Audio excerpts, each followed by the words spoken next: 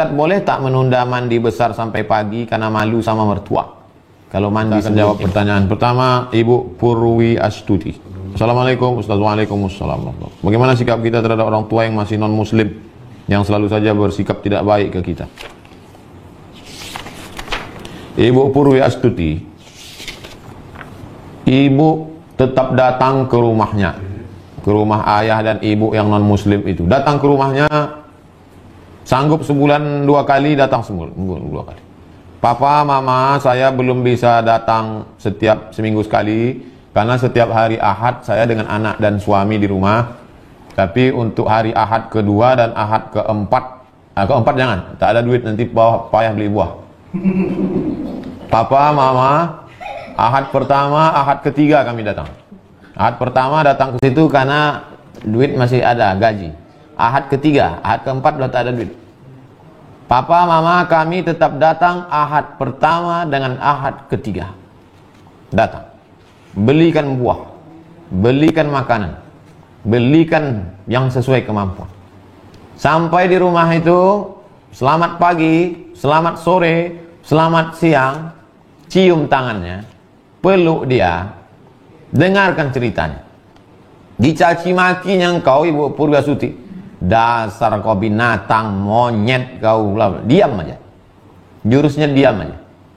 Tahan-tahankanlah. Anggap aja dengar radio rusak. Dah habis selesai agak 1 jam, permisi. Terima kasih mama, ada tambahan. Nah, anak kurang ngajar, pergi pulang. Tetap salami dia. Nanti hari Ahad ketiga datang lagi. Jangan bosan. Malam-malam menangislah. Jangan di depan dia menangis, karena dia makhluk. Dia manusia. Menangislah di hadapan Allah. Tahajud tengah malam, menangis di hadapan Allah. Berilah hidayah hambamu ini ya Allah. Rupanya sulit bagi Allah untuk memberikan hidayah pada ayah ibumu itu, Ibu Purwi Astuti. Senang aja. Qalbul mu'min baina asabi'ir rahman. Hati orang beriman itu di jari jemari seperti membolak-balikkan duit logam. Mudah. Kenapa tak diberinya hidayah langsung? Dia ingin melihat Ibu Purwi Astuti dapat pahala yang besar. Malam-malam berdoa, ya Allah, berikanlah hidayah orang tuaku ini ya Allah. Sampai 2. Ibu Purwi Astuti mati duluan atau mereka mati duluan.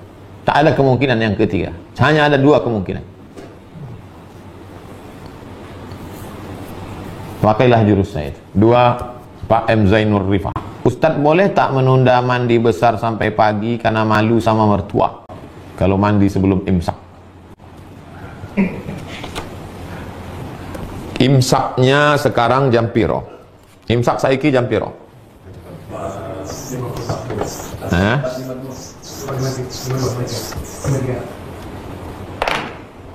Imsak di Pekanbaru Riau jam 4.49. Imsak atau subuh, itulah anggap aja subuh lah, subuh. Masalah mandinya sebelum subuh atau setelah subuh, no problem.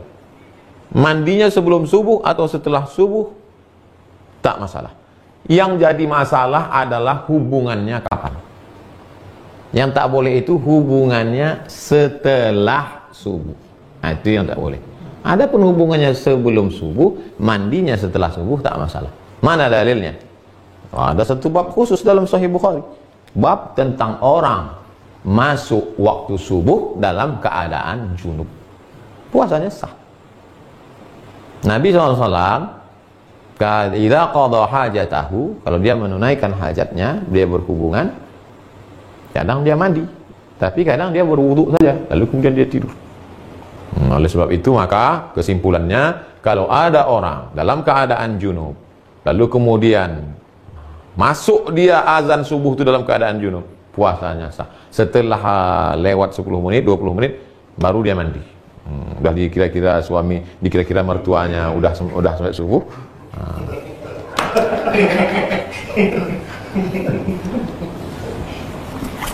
Begitu Pak Zainur Rifah. Ustaz, apa hukum mencicipi masakan di ujung lidah ketika puasa tapi tidak sampai ditelan? Yang membolehkan mencicipi masakan itu mazhab Hambali, karena rasa itu di ujung lidah.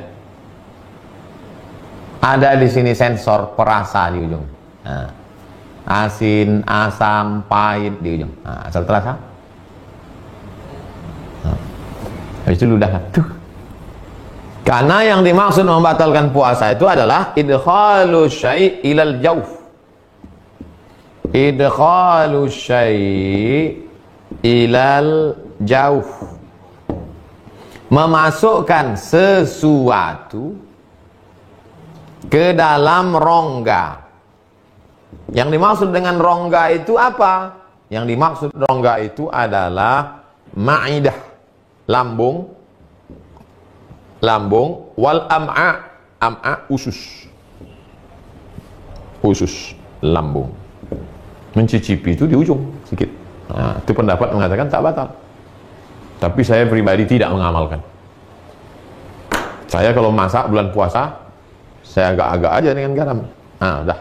Tak pernah saya cicipi. Seumur umur saya tak pernah mencicipi bulan puasa. Tak pernah cicipi. Tapi perlu saya ceritakan, mana tahu nanti ada dengar ceramah.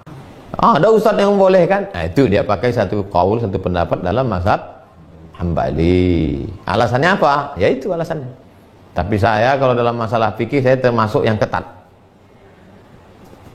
Maka saya tidak.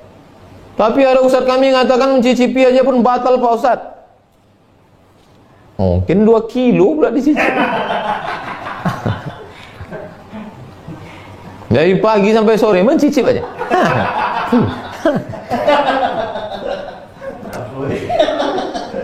Empat, Ustadz, bagaimana cara menghadapi suami yang sering sensitif sejak kena PHK? Memang sejak wabah corona ini, Ibu, orang sikap sensitivismenya meningkat. Orang yang kena PHK itu perlu dipahami psikologisnya sama macam orang sakit gigi. Orang sakit gigi itu senyum pun kita disangkanya ngejek dia. Senyum kita, hai, apa kau ejek aku? Nyanyi pun kita risau dia. Apalagi nyanyi lebih baik sakit gigi daripada sakit hati. Jadi ibu pandai-pandailah sekarang. Pandai-pandai.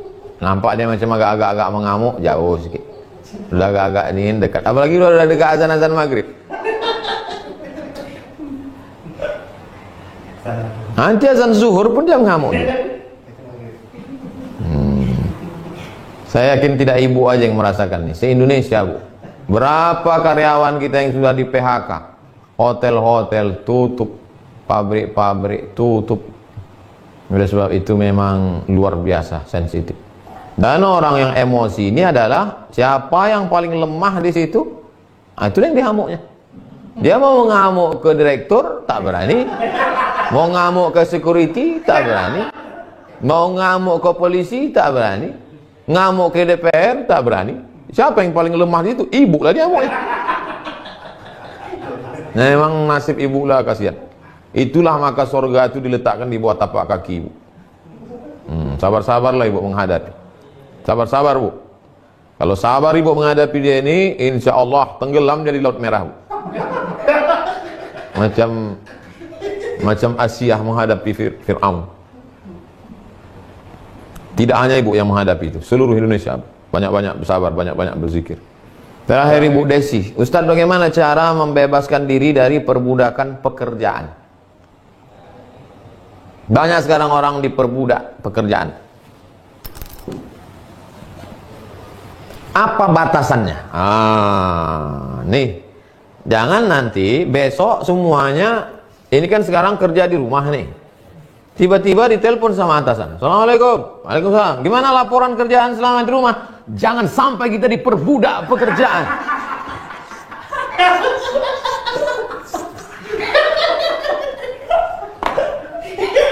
Bapak, tahu Bapak, kita ini jangan sampai diperbudak, bukan itu maksudnya. Batasannya apa? Batasannya apa? Batasannya adalah syariat Islam. Sudah azan asar, Allahu Akbar, Allahu Akbar. Dia laporan dia oleh, Bang, abang nggak sholat asar, kata bininya. Ini laporan ini penting, nggak cair THR nanti. Ini udah hidup udah susah, jangan bikin susah. Udahlah di kantor susah, corona lagi, kau pula lagi susah. Lemparkan laptop ini nanti. Jam jalan juga, dia terus juga. Sejam udah, abang tak sholat, kata bininya. Itulah gunanya waktu sholat itu dibuat Allah panjang. Udah lama mau azan-azan maghrib, abau. Itulah orang diperbudak jabatan itu. Itulah orang diperbudak kerja itu. Jadi batasannya dalam Islam ini ada. Batasannya bukan rasa-rasa. Batasannya itu sunnah Quran, sunnah Rasulullah SAW. Jadi kalau bapak masih rajin kerja, saya Pak Ustadz suami saya itu rajin betul kerja, itu nampaknya diperbudak kantor dia itu. Enggak, karena dia masih tidak meninggalkan syariah. Itulah kaji kita malam ini. Besok kita akan masuk stasiun yang ke-32, namanya stasiun zikir. Rupanya kita baru bisa berzikir setelah lepas. Hanya orang merdeka saja yang bisa berzikir. Hanya orang merdeka saja yang bisa berzikir. Orang yang masih diperbudak pasar, maka mulutnya berzikir, hatinya di pasar. La ilaha illallah cabai, la ilaha illallah bawang, la ilaha illallah tomat. Orang yang masih diperbudak kantor, maka zikirnya zikir kantor. La ilaha illallah SPPD, la ilaha illallah gaji 13, la ilaha. Jadi yang bisa berzikir itu orang yang sudah hurriyah. Ini nyusunnya ini bukan tanggung-tanggung nyusun. Lepas dari segala keterikatan, baru masuk bab